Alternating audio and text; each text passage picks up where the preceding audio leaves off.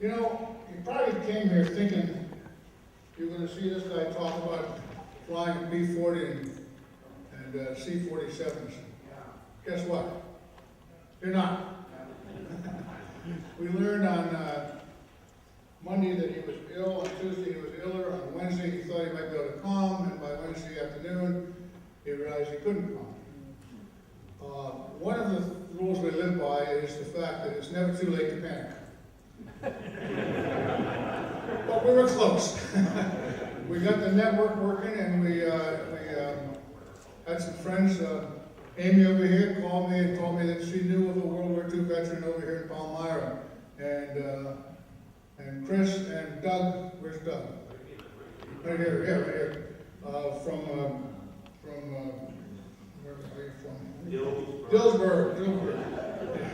Came up with another speaker, and you'll hear. So tonight, it just happens that it's going to take two speakers to cover for the one. That's how important he is, I guess. But here I was about to give you a long dissertation about how to polish military brass and shoes and things like that. I got it pretty well worked out just in case. But we have two wonderful speakers tonight. But first, I'd like to tell you a little story. We've heard before about bombers, particularly I'm going to talk about B-17s. They look like this.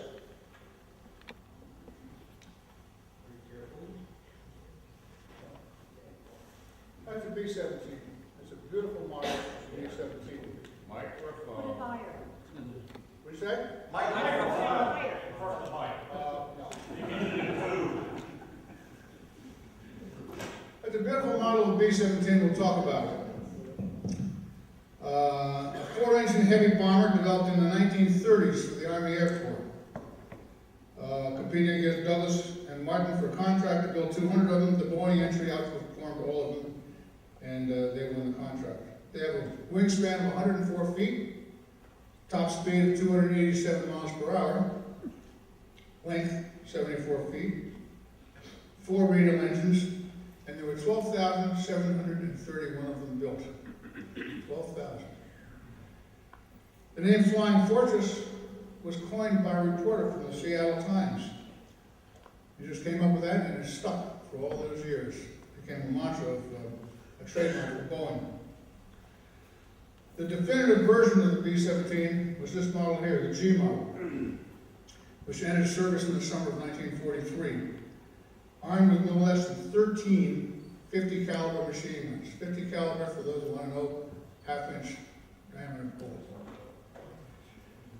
including 2 in a new chin turret. The chin turret is up in here. They didn't have them before to handle the oncoming attacks. They had a crew of 10 people: pilot, co-pilot, navigator, radioman, bombardier, and gunners. The plane flew with service units of 25,000 to 35,000 feet, depending on their payload, which varied from one great big bomb to several smaller bombs.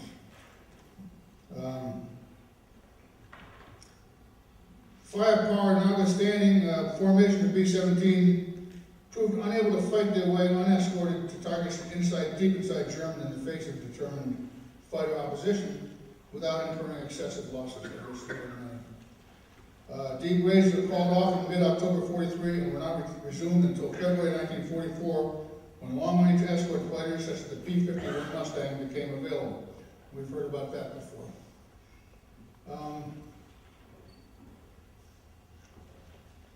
There were, of the 12,000 some odd built, there's only 4,735 were lost during the war. Those that had flown in combat and survived the war were subsequently sent to boneyards and were broken up for salvaging the metals in them. Consequently, only 5 planes that survived claimed combat provenance. Only 5, of which there were 47 still surviving in complete form, 11 of which are airworthy, and 40 of which reside in the United States. Now, that's the plane, but you know, there's people in the plane, and we're lucky enough to have one of those people tonight, and he's going to be talking to you, and his experiences are riveting. I'm going to, as I said, we have two speakers. I'm gonna hold off introducing the other one for a little bit because I confuse things. I do want to give credit to a lot of people here. For those of you who don't know or forgot, I don't care, my name is Kirk Gibson. I'm the president of this organization, but I don't know it alone. And my friend Charlie Lloyd, who's the vice president, frankly carries most of the load. And he left town when we had no speaker. So he's also smart. But we have Rich Burton over here. He's our secretary. He's also the head of the Vietnam Roundtable. Bob Watkins is our treasurer. Bob. He's also our bookmonger who sells all the books back there, ably aided by Harvey Jacobs and Bill Woodruff. So if you have a chance to say hello to them, buy a book. We have several directors, Laura Pasquale, who I think is not here, but her husband Cliff is back there at the soundboard. John Horn, over here. Rick McCann, I think he's not here. Terry Marshall, back there. Dr. Chris Huffman, our historian, there he is over there. And of course, Bill Jackson, our president emeritus. He founded this stuff about 15 years ago.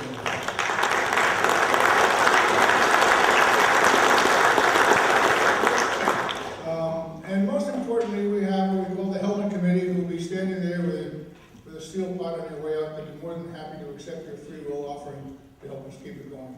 So thank you for that in advance. We do have a website. The easiest way to do it is just put in Central Pennsylvania World War II Roundtable and it'll come up. On Saturday, you're going to hear more about this. On November 10th, Cabela's over in Hamburg will host their Veterans Day event, and we've been invited to come participate with that, so we'll have a table and we'll be telling people about the roundtable, so if you care to show up, we'd love to see you. And never forget Bev Barb, who is on her way, but she's our dining captain. And really it helps if you call her, if you get the notice to say, please call her before Monday afternoon or something, so she can tell the people downstairs how many to prepare for dinner. And as you know, most of you were there this evening, they do a great job. So I will dispense with my World War II history because you're going to hear enough of it tonight. I may bore with you wait for another night. So without further ado, I would like to introduce to you our friend, our pilot, what I'm talking about, George Gulac from Palmyra. He used to ride around in B-17s. Would you come up and talk to us, George? Please welcome George.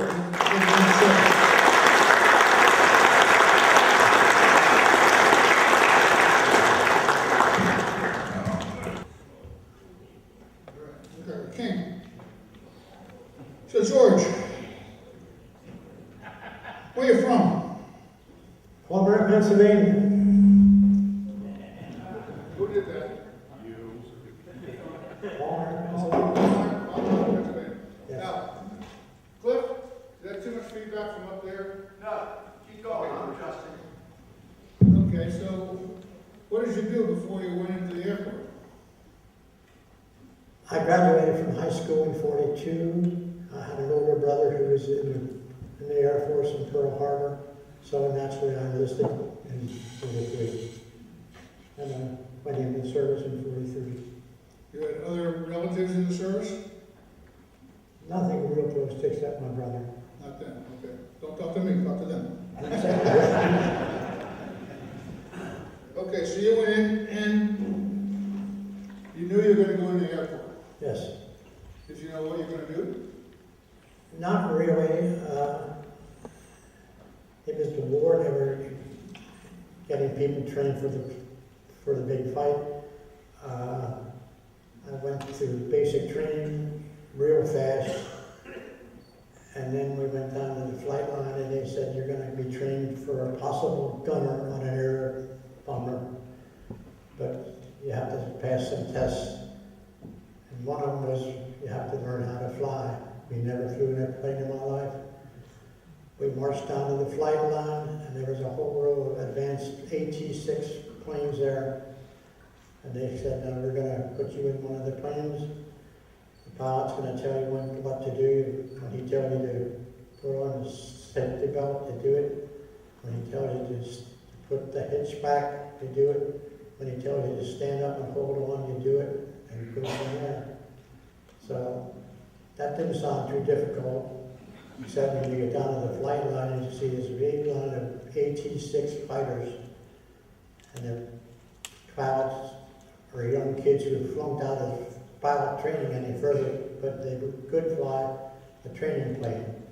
So they said, you go in those planes. They said, now when you get in there, here's your belt, you put that on and be sure you buckle that. When I tell you to stand up, you put the hatch back, you stand up and attach the safety belt, which sounded a pretty reasonable thing to do. So it was my turn. I walked down to this young kid. He flunked out as a fighter pilot, but could still fly a plane. He said, "When I give you this up, son, you stand up and hang on." I said, "Okay." So we got in the plane, closed the hatch. He starts the engine up, and these were nice airplanes, fast.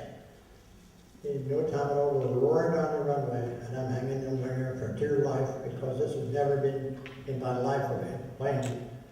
After we reached altitude, signal thing, we pushed the hatch back, and I stood up and held onto that rail like dear life. The next thing you know, this guy puts the they were right up in the air, was straight up, and then straight down. And I'm thinking, oh my God. Your stomach's crossing you in.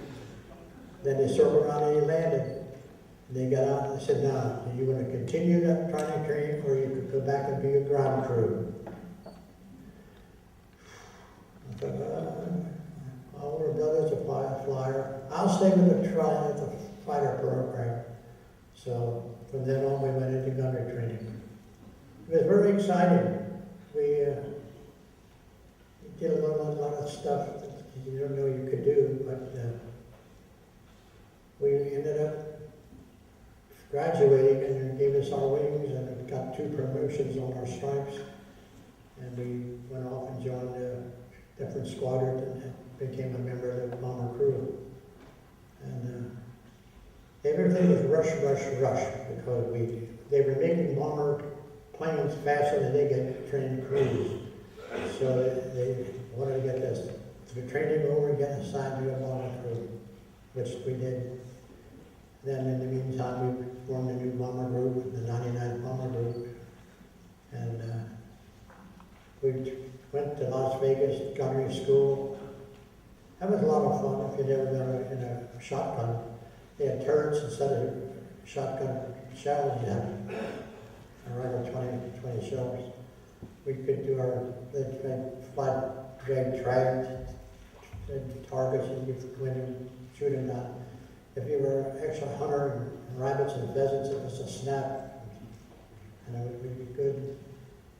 And by then we finished our training. They gave us our wings and promoted us to sergeants, and we joined the rest of the crew and formed the bomber crew.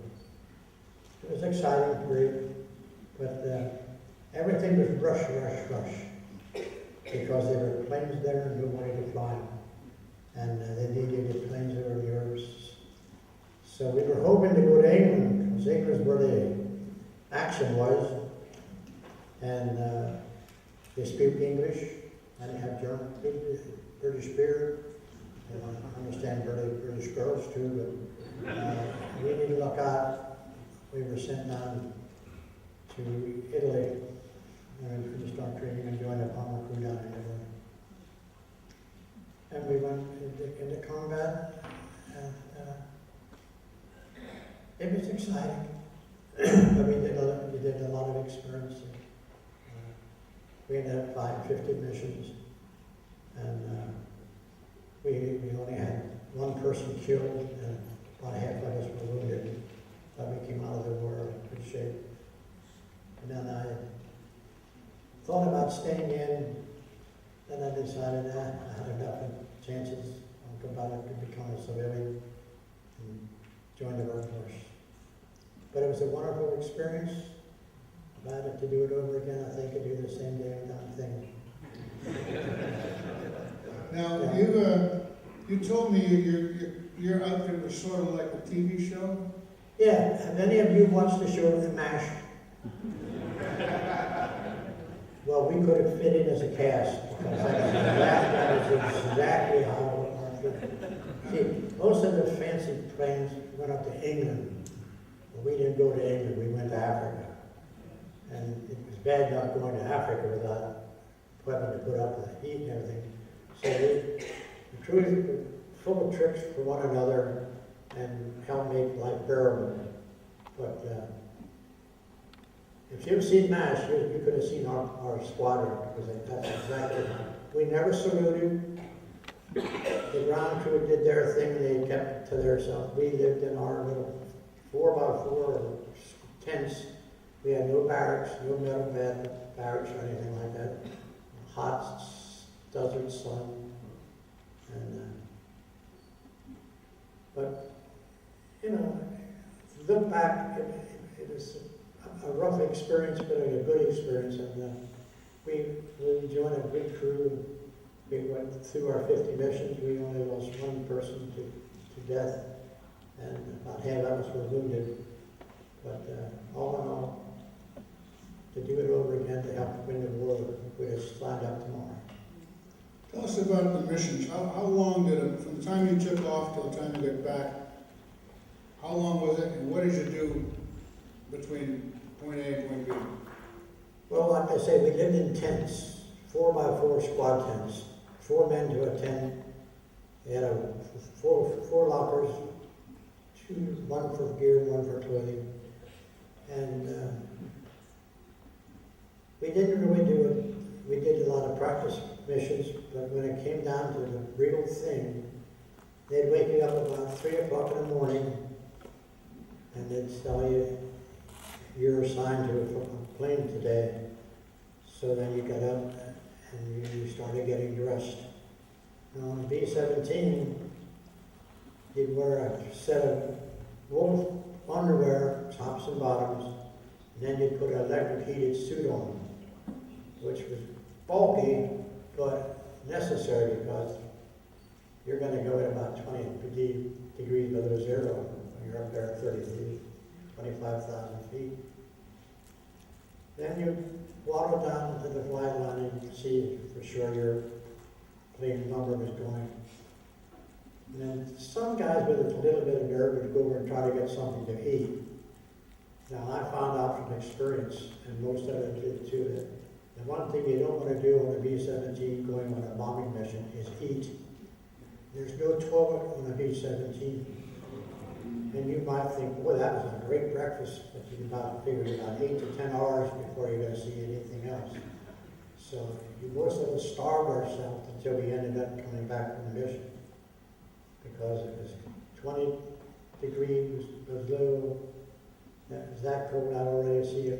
Saw some of the charging in on your 50 caliber machine gun, the metal would snap off just from chest coldness. So they had heaters on it later on to take care of that. But then you sat around and waited. They'd pick you up and take you down to the flight line.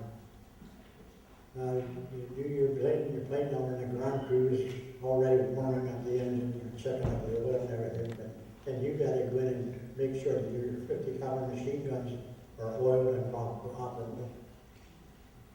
And then help if anything else would get the bombs loaded.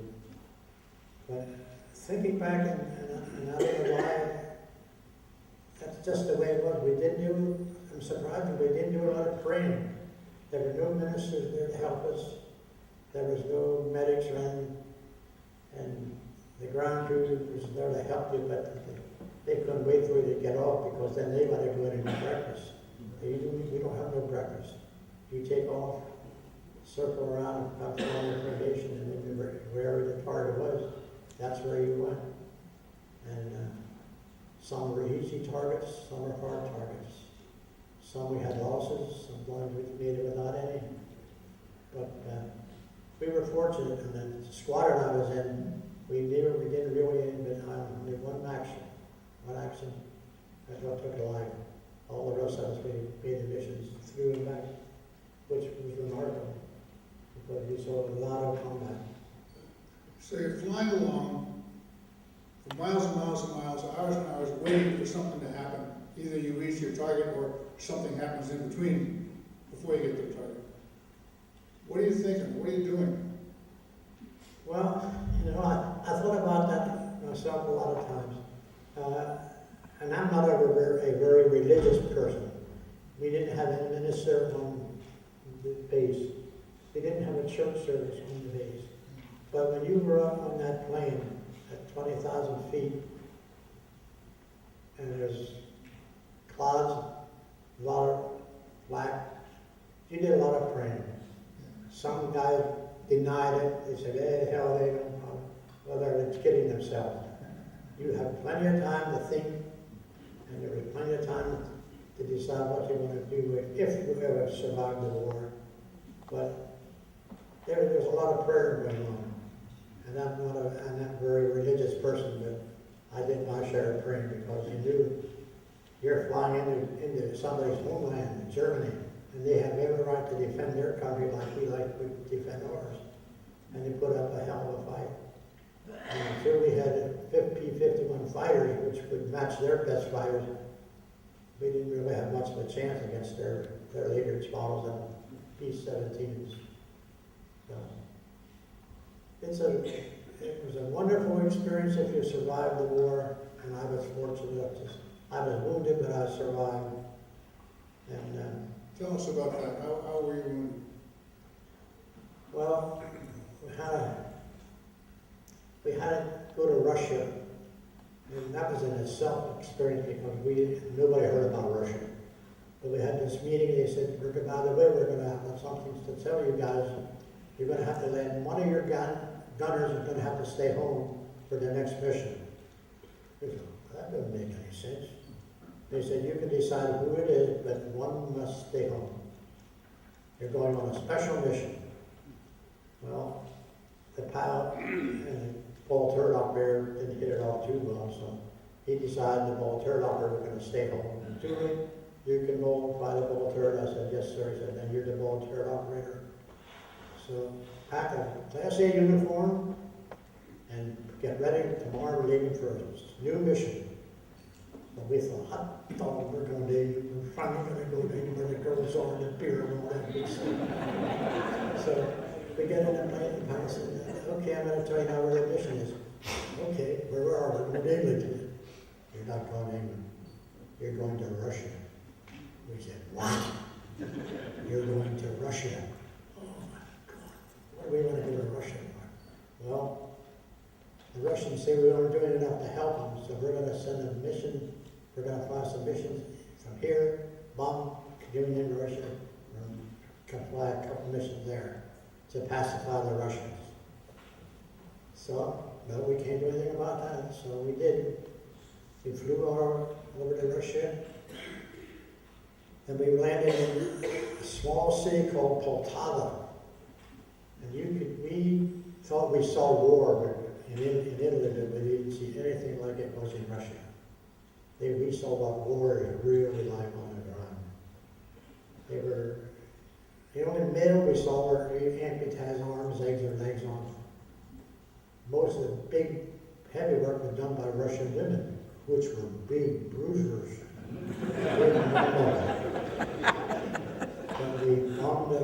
But we surprised the Germans because it had never been done before, but we landed in Russia. That in itself was an experience, because now we saw on the ground what bombers do in the air. And we couldn't communicate much with them because they just spoke broken English, but we got a little thing across. And the thing that impressed us the most was as we approached the landing, we saw these white spots on the runway. And we thought, what the Lord is those? So when we landed, we said to God, what are those big things? There's a woman there with a bruiser. She said, those are chimneys.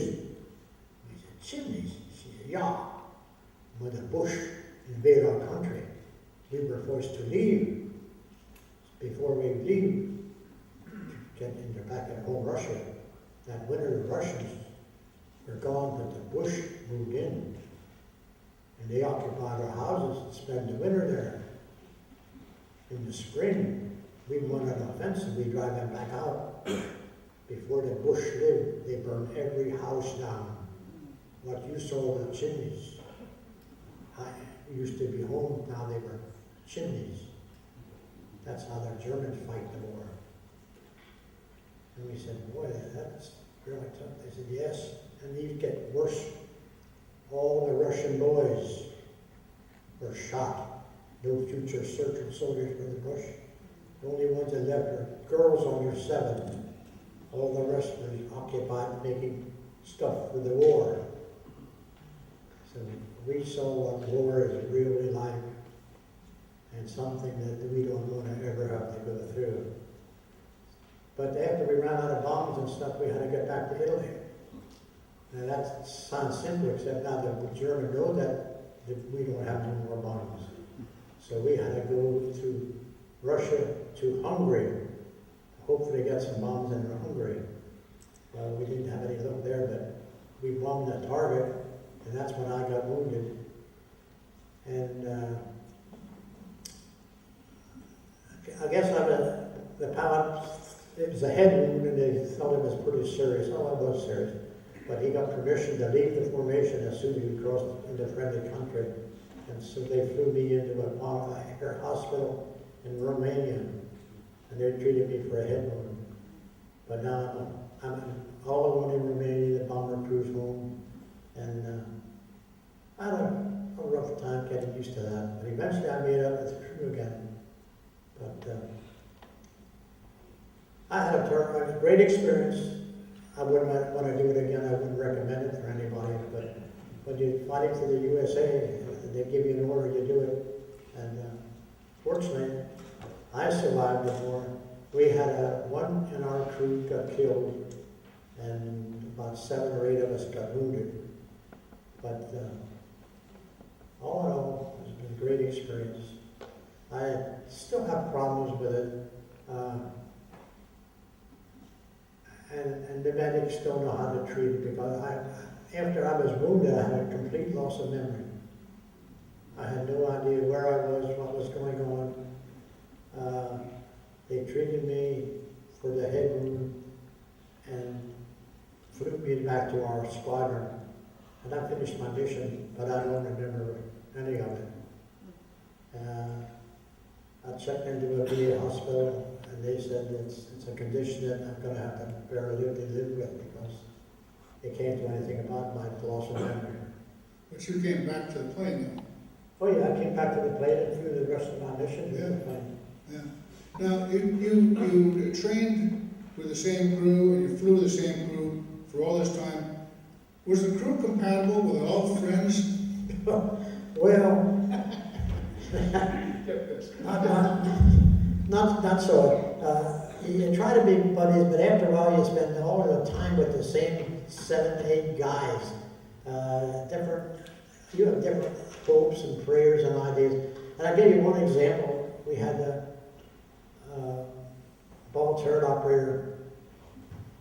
We came from 7 different states. He was a cocky rebel from Louisiana. And we had a radio operator who was a mild, quiet fellow from North Dakota, Demeray. And myself and another guy shared the tent.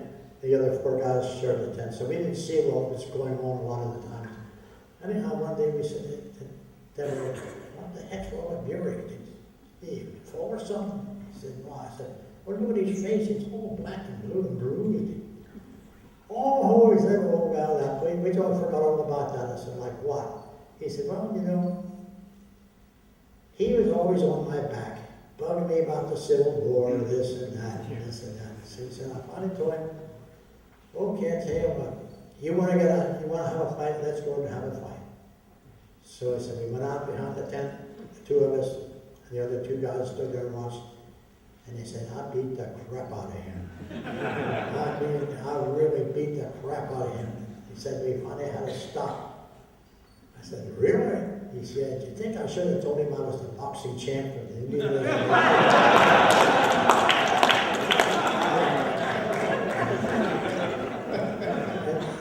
and it was funny.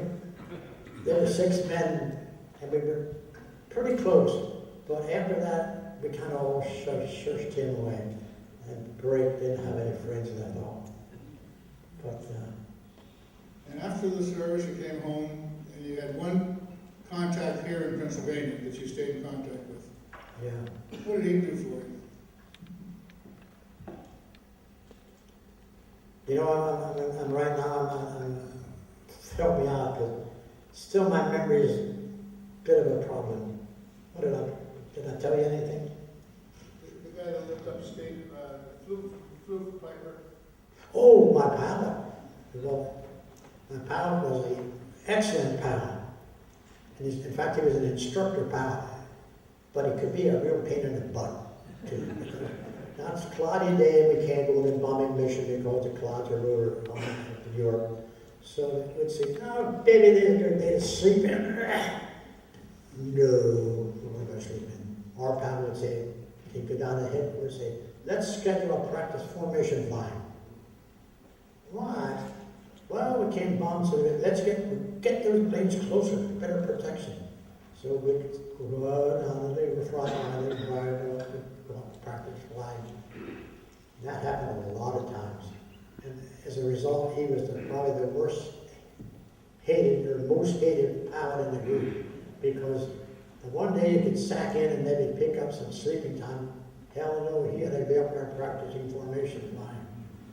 But I guess in the end it paid off because we didn't lose probably any bombers, 2 fighters, because we were very close, that close at times it would be scary.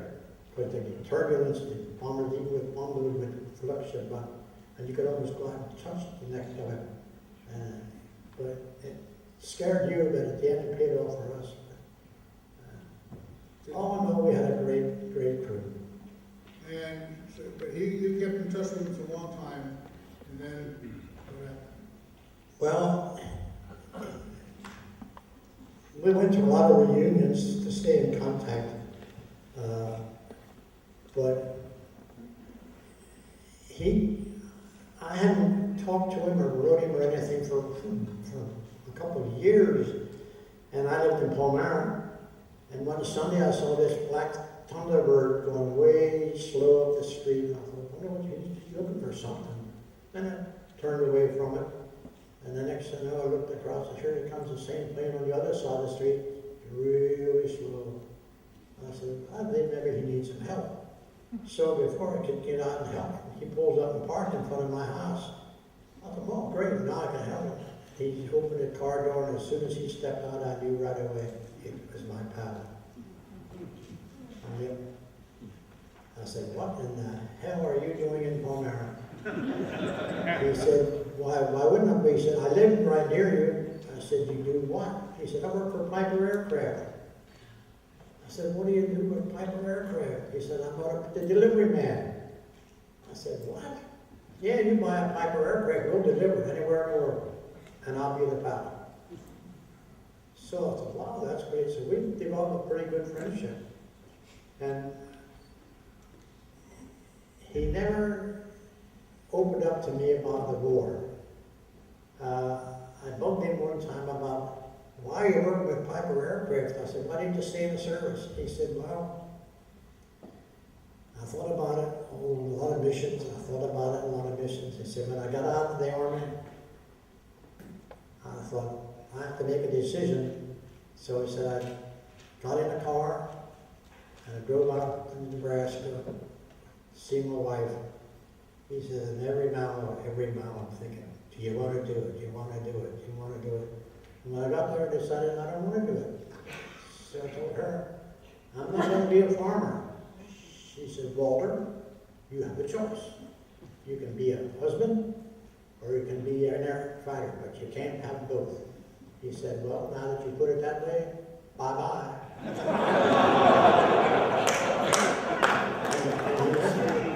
And he left took a job at Piper Aircraft. And that in itself takes nerve, because that's a little engine. And he said, all you had to do is a 5-gallon gas, and a little pump, transfer the gas into the fuel line. He said, I've flown across the Atlantic Ocean in Piper Company. I said, really? He said, sure. He said, now do it. All you need is a pump and a little flexible hosing. So we kept in contact together, and then he came down one weekend and said, Gulac, I'm going into the Hershey Med Center. I said, you are? I said, yeah, my ticker's not working. I said, wow, how about flying? He says, gonna have to give it up. They won't renew my license. But he said, I thought I'd come in and wish you well, say goodbye, because we used to go up to his place and meet the Italians and have barbecues and stuff. We were very close. And so he said, I'll get in touch with you. So he went through to Italy. And then he came back one time and we talked some more. Then he said, Julian, I'm going to have to hang up the flying. Can't pace the physicals. So he said, I'm going to buy a property up in West Palm Beach, Florida. We live it there, retire there. I said, okay, great, do that. And a couple of months later, we got a call from his wife, Tina. She said Walter passed away, had a heart attack. She said, he left something for you. I said, what do you mean he left something for me? She said, well, here, I'm going to give it to you. I said, what is it? She said, well, look. And here she opened up this metal, container metal, and an order from the Air Force. And I didn't know it. He never told me. Nobody in the crew knew about it, but at some point I did something that rated the Distinguished Flying Cross, which is the fifth highest award in your Army Air Corps. I said, why did you get it? He said, Walter told me to give it to you before he passed away. So I said, now's a heck of a good time to give me an award like that. I should have done it while I was in the Air Force. But she said, I want you to have it. So I have it in a box at home. There it is. It's the third highest award in the country, the Distinguished Flying Cross. But why he would hold a trick like that, I'll never tell you. And there you have it, George Gulac.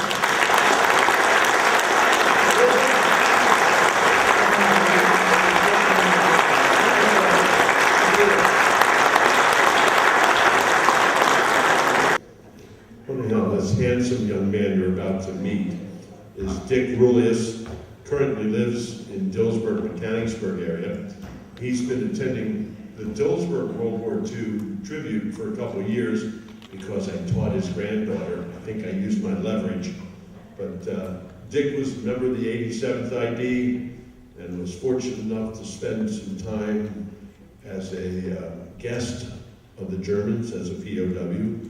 And he will tell you all about that. But Chris has something he's going to read, and at some point, Dick will clarify everything that Chris reads, because evidently, like most things online, if you believe it, you're very gullible. So anyhow, Chris, if you would read that citation, that'd be awesome.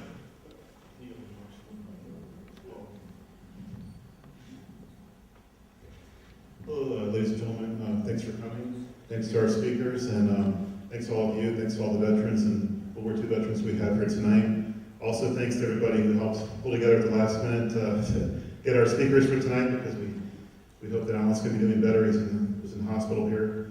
All right, everyone. So before we get started, Charlie tasked me with talking about future speakers. So just real quick on Carl Mann. I know I mentioned him before, but he's coming up next month to be our speaker here. Carl was in the 45th Infantry Division, and I believe he was a mortar man at first, but he later, because of his German language skills, he was a translator in the U.S. Army. He had been in the Deutsches Jungvolk, or German Young People, the German youth organization before the Hitlerjugend or Hitler Youth for boys 10 to 14 was the Deutsches Jungvolk, and Hitlerjugend was 14 to 18. And he immigrated here with his family, Carl Mann, and he actually spoke in Dillsburg as well as Mr. Rulius here, so I saw them both speak there this summer, so I think it's going to be a great speech here tonight by Richard, and also by next month by Carl. I do want to introduce our current speaker as well, Richard Rulius, and we're glad to have him here. Like I said, I saw him speak in Dillsburg, and I think you're going to enjoy it. He served in the 87th Infantry Division, Richard, and he was wounded when he attacked the German pillbox. He was shot, and was captured by the Germans, given first aid, and later wound up in a POW camp until the end of the war. Like Doug said, oh, by the way, I do encourage you to go to Doug Riley's event there, the Dillsburg World War II days there in Dillsburg. It's held every year. It's my first year I went there this year, and I really enjoyed it, so you guys might want to go there next year. Okay, so, so Richard, he actually, besides his other combat experiences, he was actually cited for the Silver Star, and he won the Silver Star. And I want to read the citation. I found it online. Like Doug said, I don't want to give 100% vouch for its authenticity, but his speaker read it and said it might be one of the things off. But I think the gist of it's going to be there and give you a taste of what he did that day. So let me read this here. I don't have this memorized, by the way. So, okay. Citation. The President of the United States of America, that time, of course, Franklin Roosevelt, authorized by Act of Congress, July 9, 1918. It takes pleasure in presenting the Silver Star to Private Richard G. Rulius. It has this serial number there. United States Army for gallantry in action while serving with Company K, 346th Infantry Regiment, like I said, 87th Infantry Division, in action against the enemy near the city itself is not listed, but in Belgium on 7th January 1945, so during the Battle of the Bulge. In the course of carrying ammunition to Company K, under intense machine gun fire, 3 men were severely wounded. Private Rulius, without regard for his own safety, while under direct enemy observation and intense fire, crossed 600 yards of open ground 3 times, not just once, 3 times, and carried all the wounded men to shelter. Due to the severity of their wounds and intense cold, none of these men would have survived without prompt medical attention. His courageous acts are in keeping with the highest traditions of the Armed Forces of the United States of America. And I think that's a good introduction. So, completely lost to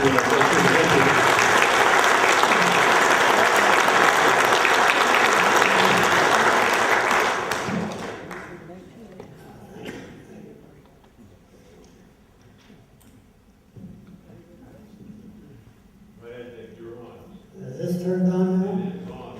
Okay.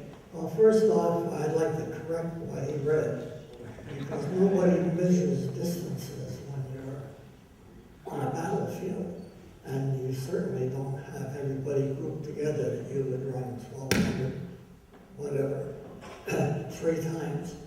But these men, it was 4 men actually, that was sent back for ammunition, not coming back with it. And the first guy made it across the hedgerow. The other 3 were scattered around the field. And another man and myself, and I did not know the man, I don't know his name, I don't know if he got awarded a Silver Star or not. They should have, because we both did the same thing. And you don't think about medals, there's no such thing as heroes. You do what has to be done. And anyways, I run out with this other guy, and we grabbed the first guy, we half carried and half dragged him and brought him back to where a man could take care of him.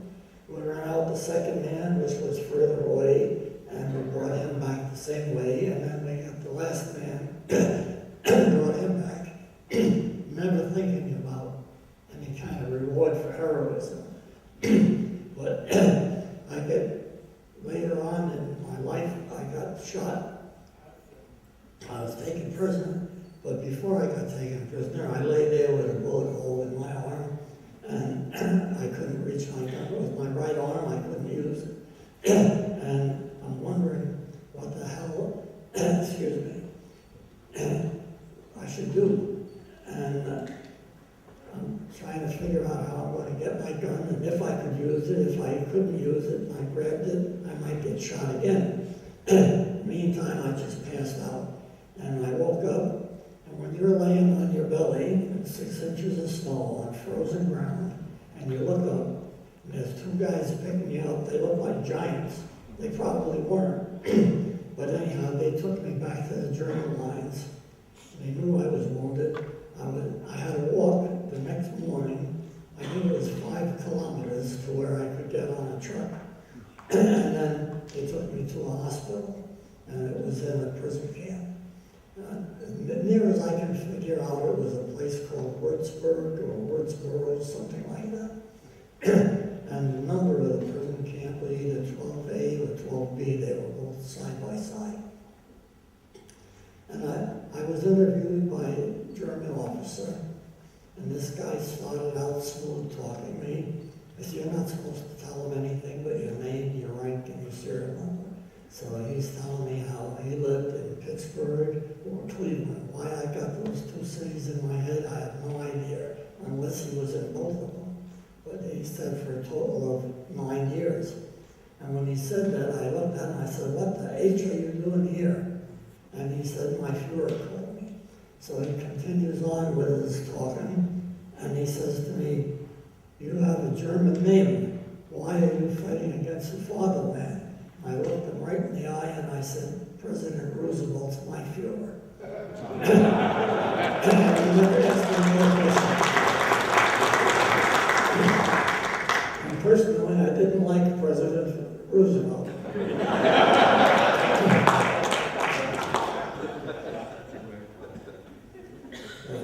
I did a lot of things in the service. Many of them I would have probably been better off had I not. But I drank a lot. You've heard the expression, drink Canada dry. Well, I tried it. And I still have beer.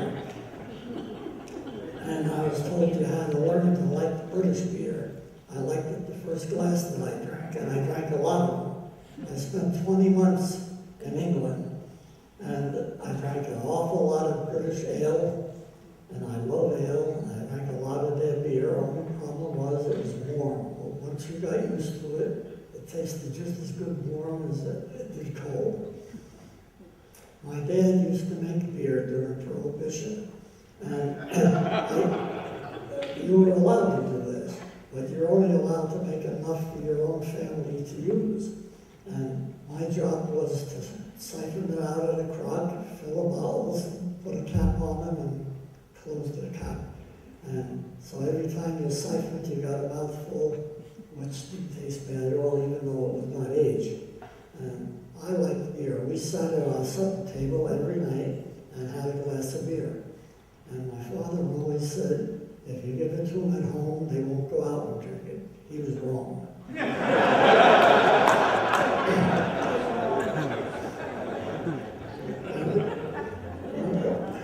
When my kids were home, I got married and I had 4 children. My wife and I shouldn't say I. And we had 4 children. I never offered them a bottle of beer, never. It was always in the refrigerator. And what they do on their own time, that's their business. I would never say, don't drink. I say, no, don't, nothing. It's your choice. And I have never had a complaint from anybody about them misbehaving, or in school, or at home, or anywhere. Where when I went to school, my parents heard a lot. And my father one day got a note handed to my sister to carry home to my father that the teacher wanted to see me. And this was in grade school. And he came to the school, he had to lose time from work, and the teacher's first words out of her mouth was, Richard's a lovely boy, but... And then she told him how I talked too much, and I didn't pay attention to that, but I always got good grades, so I didn't have to pay attention. And I also have a son that was the same way. He didn't study, I hadn't brought my homework home, he never did, but he got good grades, and I never said a word to him. But I enjoyed life. I live one day at a time. I don't worry about tomorrow because it may not come. And if it don't come, what difference does it make? That's been my philosophy all my life. I have a lot of fun. I drank a lot of beer. And I had a buddy that, well, he lived in the Catskills. I was raised in the borough of Queens in New York. And we would go out together. We would decide, should we do this or shouldn't we do it? And we never looked at the coin. Flip the coin and never look at it. We did. And we had a lot of fun. We got caught. And I always wanted to get court-martialed because my commanding officer didn't want to court-martial anybody. I wanted to get out of that company. I was in an ordnance field depot, and I didn't like it. I wanted to be in a rifle company. and I became an infantry man. And I ended up in Belgium on the German line near Luxembourg. And I got shot. And I'm laying there in that snow, and I'm saying, what the heck are you doing here? And I said to myself, you asked for it, you idiot. And so I accepted what I asked for. And I don't complain about nothing. I was fortunate. I had a bullet hit me in the right upper humerus. And I always say humerus is not your funny bone. And it shattered the bone up there, and either the bone fragment or the bullet, one of the two, severed the radial nerve. And that was the main nerve in your arm that would jump in your fingers and close them, lift your wrist up and down, your elbow this way. I could put my arm up over my head, but I had to do it like that. As soon as I let go of it, boom, it hit me in the head. And they told me, well, a German surgeon told me he could fix that, but his English and my German were nowhere near compatible. And I said to him, no, I said, I'll wait till the war's over and I'll let the American surgeon do it. He suit himself. So I get home, and the first thing when I was interviewed by an American surgeon, he says, I can fix that, but it's going to take 6 months before you have any inkling that it's being repaired. So I didn't know what was wrong. All I knew was I had a broken arm. But the radial nerve being severed, that I couldn't do certain things. So I had the surgery, and almost 6 months to the day, my arm went like that. And I tried to do it again, I couldn't. I just barely could move it. And every day I went for therapy. And when I went for therapy the next morning, I told the guy about it. He said, let me see what you can do. And I could barely move it, but it did move. And after that, it seemed like every day it got stronger and stronger. And I could do almost anything with my right hand today that I could do with my left. But I don't have the strength that I should have. But other than that, I was discharged from the Army with a 50% disability. And in recent years, and I say recent, the last 5 or 6 or 7 years, it was increased from 50% disability to 70%. And then they said we're going to pay you at 100%. So I get a fairly decent paycheck every month. I also worked in Schenectady Army Depot, and 17 years I believe it was, and then I had a great chance to move to Pennsylvania when they were closing the Schenectady Army Depot, and I got a job in New Cumberland, and I worked there for 14 years. So I had over 30 years service when I retired, and I think my pension from there and my disability pension are almost equal. So I'm living good, and I have no complaints. For a guy that I always took Frank Sinatra and Joe Stafford's song, I did it my way, and that's how I did it. I enjoyed my life, I still enjoy my life, and I always look forward to tomorrow, but if tomorrow doesn't come, I had a good life, and I ain't gonna complain. I guess that about tells my story.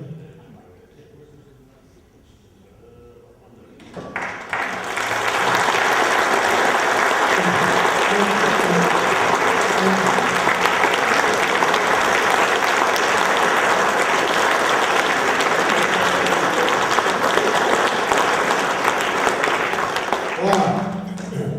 I don't think we've ever had an evening where we've had a distinguished flying cross and a Silver Star recipient in the same room, or at least in the same speaker room.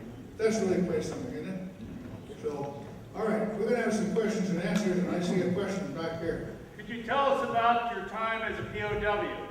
Good question. Can you tell us about your time in the And PFW? it was very brief. I was only a prisoner of war about 10 days, which I belong to an organization now of people that were taken prisoner in the Korean War. And I'm the only World War II guy. There was another one there, but he's passed away since I joined that organization. But I had no problem. I was wounded and immediately went to a hospital. And at first, I was in a hospital surrounded by German soldiers that were injured. But whatever, they came around every morning with food. And after food, they come around with cigarettes. And everybody got 4 or 5 or 6 cigarettes. And whatever the Germans got, I got. Then they came around later in the day and did this again. In the evening, they came around and everybody got a cigar.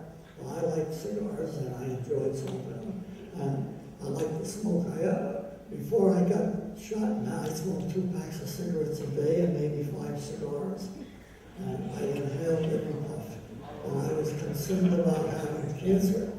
And every time I had an opportunity to get a chest x-ray, I did, but there's nothing wrong there. So, and I'm 94 years old now, so when they say smoking will kill you, I can't stand it. You say that's true, I don't know. Any other questions for either of these? Yes, sir. Yes. What message or words do you have for these people who think it's appropriate somehow to sit for the national anthem? That's wrong. That's wrong. A lot of guys died fighting for that national anthem, for that flag. And you shouldn't do that. But you can't tell somebody else what's right or wrong because they're not going to believe you anyhow.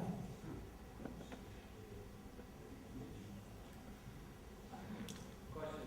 Yeah. Could you tell us a little bit about that, since it was only 10 days of prisoner of war, was your camp liberated, or how did that turn out so quickly? Yeah, I heard.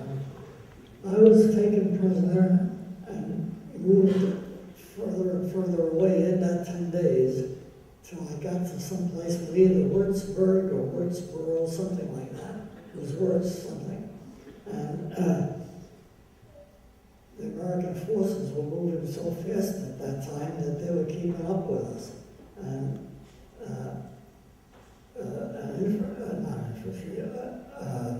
tank destroyer from assigned to the 45th Infantry Division came busting through a barbed wire fence, not barbed wire, chain link fence with barbed wire cord down the top.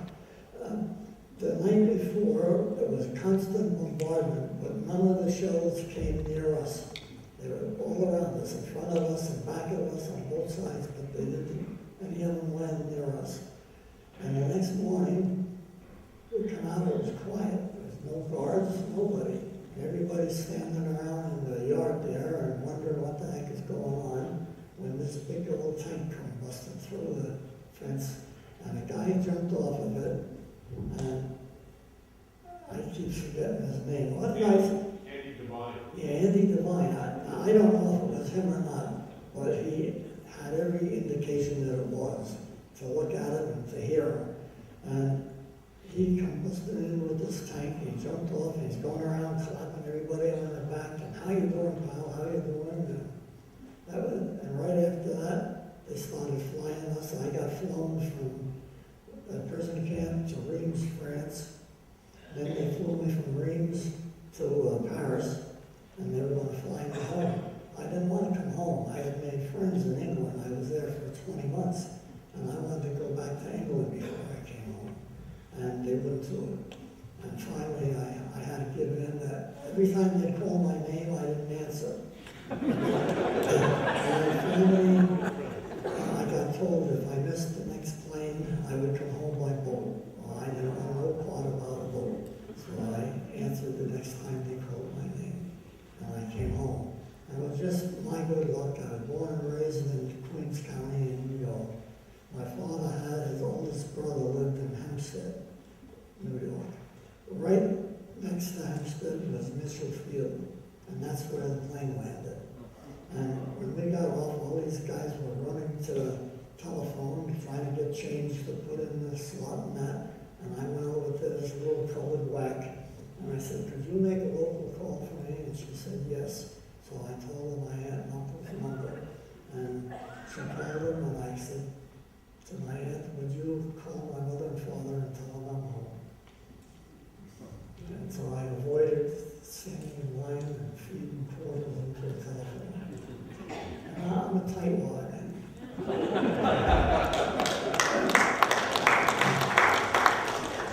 Any questions for George joyriding around in the B-17? Yes. George, why did you have to fly 50 missions? I thought you could have gotten out earlier. Did you volunteer to fly a mission? Well, that was the first figure that they came out with was 50 missions because there weren't that many going to make 50 missions. But you had to have maybe some shred of hope. But some targets, and they pointed them out, which I gave you credit for 2 missions for that particular target. So I actually had 47 missions. Thank you. But who's counting? So after your 47/50 missions, how long did it take from then for you to get home? What did you do? Well, we didn't get home because they were now coming out with the B-29. And the rumor was that we were going to be trained to going over the heavy bombers, but it never materialized. How long did it take you to get home? Well, I came back, got out of the hospital. I went to the convalescent hospital, I don't know how many long, I don't know whether it was because I had this memory blank, and I still have it to this day. I don't know, there's some things I'll never remember because my mind damaged somehow, and they don't know how to correct it, so I have to live with it. I hate to think of trying to bad memories, but I know there's got to be some. So you're flying along and you're looking out the window, so to speak, with your 50 caliber, and you don't see anything. All of a sudden you see something. What do you see? Your own planes, enemy planes? You wouldn't see your own planes. You might see a puff of smoke at the fighters, and they have to just give it a shot of energy. Even if the puff come out, they kill us. You don't have a lot of time to respond to it. Or no. And you depend on your other gunners to help you. Did you ever know that you shot something? Did you hit something? I think I did. I hope I did. But we were never alone. The only plane, then you would go for sure. We were always in formation and very close formation. Yeah. In fact, sometimes it was scary that you almost hit the other plane. But that gave you protection too, that you could mash your firepower against that single fighter plane. Yeah. It became a Matt Gaze, not guys. We were the mouse, they were the cat. I was always wondering why, when you're flying in such close formation, and, there's enemy flying around, how can you not accidentally shoot one of your own planes? I guess you possibly could. I don't know. You don't think you ever did? I certainly hope I did. But you were really close formation. Yeah. In fact, you could almost, it got scary when you're that close, because the turbulence and everything. And once your bombs are gone, you're a little lighter things with bombs are. But every once in a while, you saw another plane fall off. Oh, one of ours? Yeah. Oh, yeah. And they try to hang around the walls, you couldn't count shoots. Yeah. Hopefully the 10 shoots would come out. Yeah. They didn't always come out. It's gotta be a horrible feeling knowing that why them and not us. Well, yeah, and same with the down plane. If you couldn't keep up with the rest of the formation, it was tough luck. Yeah. They couldn't sacrifice a squadron to save a plane. So that was a tough decision for the pilots to have to make. Mm-hmm. We had no say in that. Well, all I say is you gotta be tough to put that behind it. Oh, yeah. Any other question? Oh, yes, here's a flyer. I got a big enough map, Kurt. Did you ferry your aircraft over, or did you take a ship over? Did you fly your aircraft over or take a ship? Did what? You told me over to Europe? Ferry, yeah. Yeah. Did you fly your aircraft over to Europe or to Africa? From the We state? flew it over. Yeah. You flew over. Fly back too? How'd you get back? You mean that particular After mission? the war, or Oh, whatever. after the war. You know, that part of it, my memory is still blank. Yeah. I know I was discharged, Yeah. but I don't recall any ceremony or any formation. I was like a loner because the rest of the group stayed together and I was left behind at the Convalescent Hospital. Amy? know this is the first time that you've ever spoken, but you're very comfortable with it. And I'm curious what you did from the time you got back from being in the military to now that you are such a great speaker. Me? Yeah, you. Oh, Your hearing's not as good. I said, I know that this is the first time that you've ever discussed your history in World War II and what you did, and you've done such a great job. I was just curious what you did when you came back to the U.S. that would have prepared you to be such a great speaker. Well, I don't know about that. We trained for 10 minutes. What did you do when you came back? So, but you have all the time to think. Now, when you came back to the States, what did you do the rest of your life? Well, after I took a discharge,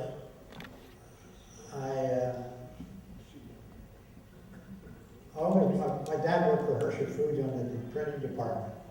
So I always thought printing is a pretty good upcoming profession, so I studied it a little bit. Then I took a job with a printing company in Lebanon, and worked there for a couple of years and helped put them into bankruptcy.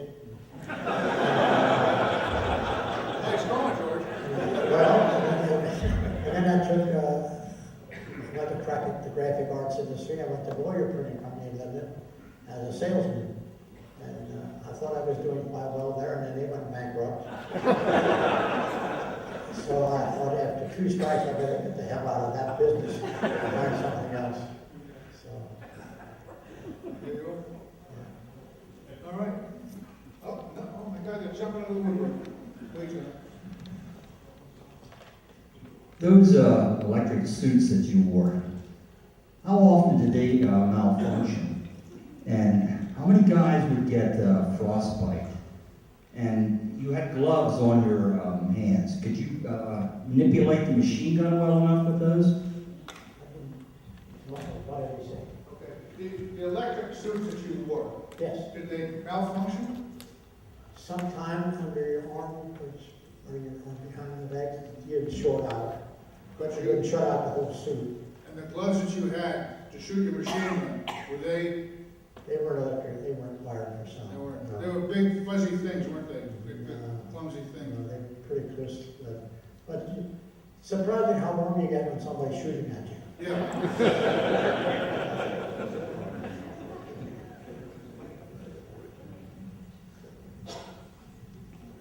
George, did you wear your parachute over this suit, or did you have to take the suit off to get a parachute on?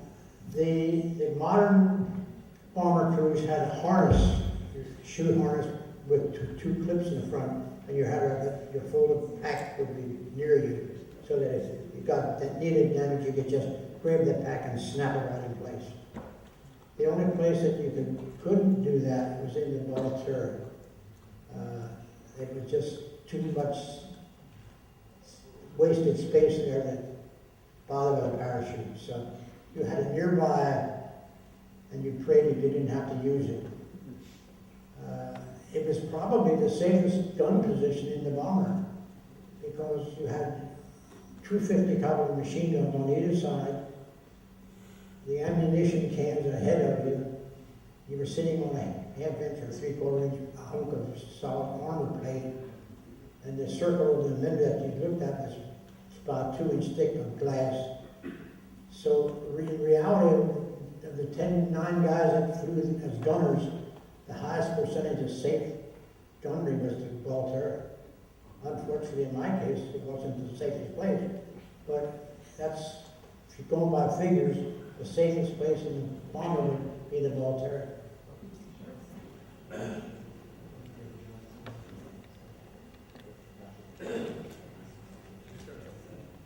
For the other gentleman, I had a question.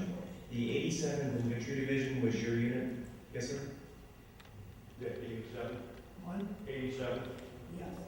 How prepared was your unit for the winter cold in Belgium? Was it prepared when the Battle of Bulge started, or were you left with summer or fall uniforms?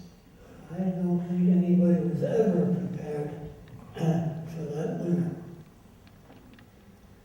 Everybody was getting frostbite. frozen feet. My feet at one time was swollen, I couldn't put my shoes back on. And we were called off the line, and the aid man seen me with no shoes on, and he looked at my feet and he said, if you can't get your shoes on when we leave here, I'm gonna send you back to the hospital. So I said, you are like H. And when they told us that we were going back on the line again, I got my shoes on.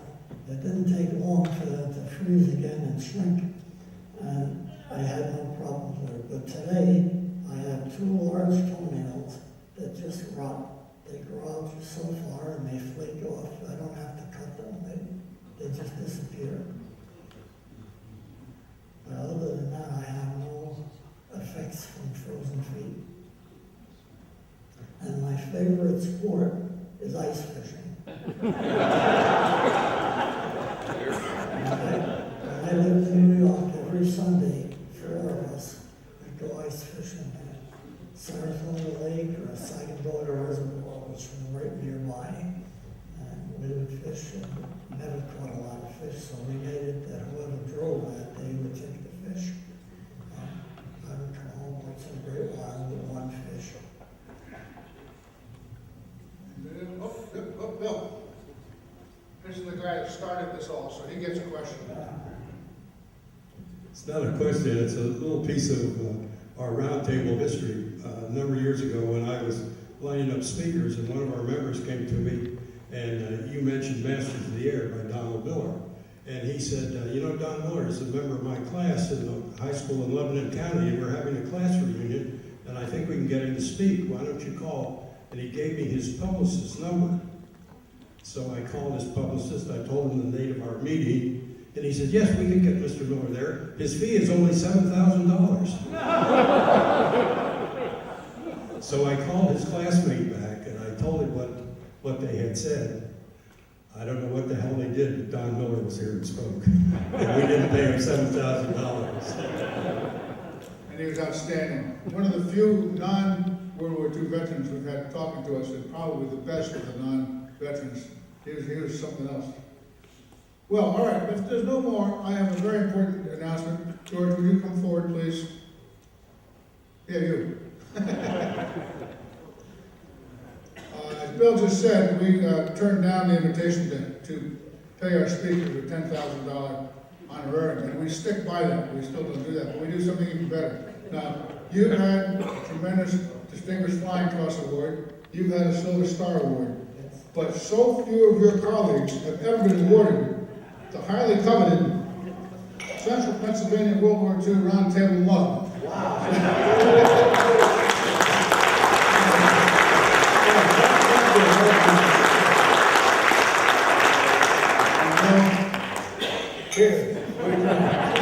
Where George lives, they have a little place where I'm sure you can put that to good use. So thank you both so much for coming. It's outstanding presentations. And thank you all for coming. Come again. November 1, Thursday, November 1, we'll do it again.